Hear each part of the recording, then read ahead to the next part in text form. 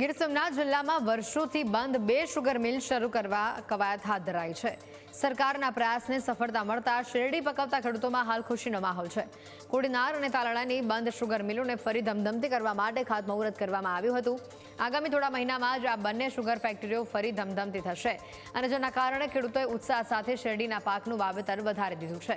સાથે જ ખેડૂતોની માંગ છે કે અમારી શેરડીના અમને યોગ્ય ભાવ પણ આ કંપની આપે। આ ઉપરાંત શેરડીના પાકમાં આવતા વિવિધ રોગો અને સમસ્યાઓનો ઉકેલ માટે આઈપીએલ અને સરકાર બંને યોગ્ય માર્ગદર્શન આપી મદદરૂપ થાય તો ગીર સોમનાથમાં શેરડીના પાક સાથે ખેત ક્રાંતિનો ફરી નવો યુગ શરૂ થશે।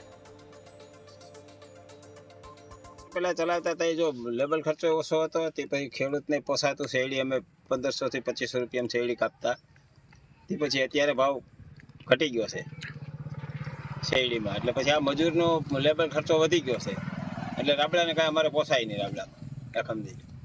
રાબડામાં શું છે મજૂરી ખર્ચો બહુ મોટો વધી ગયો રાબડા ઉપર શું સુગર મિલ અસર થાય ને શેરડીનો પૂરતા ભાવ મળે ને ગોળમાં ભાવ હોય તો રાબડા ચાલુ રહે ને સુગરે ચાલુ રહે તો લોકો વાવે હોતા ને ઉત્પાદન હાવ ઘટી ગયું છે 12 થી 15 ટન શેરડી થવા માંડી છે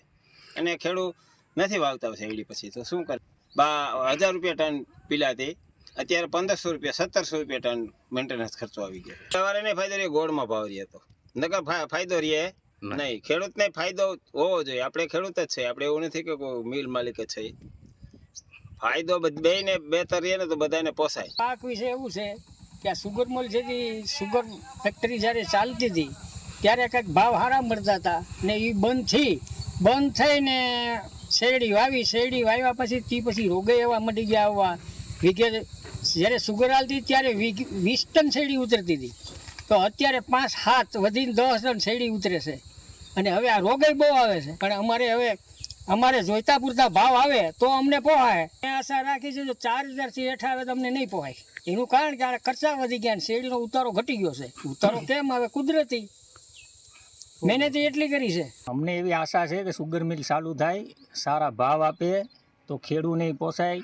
નકર ખેડૂત કાંઈ શેરડી વાવેતર કરવાના નથી બીજા મોલ ઉપર વધારે ધ્યાન દે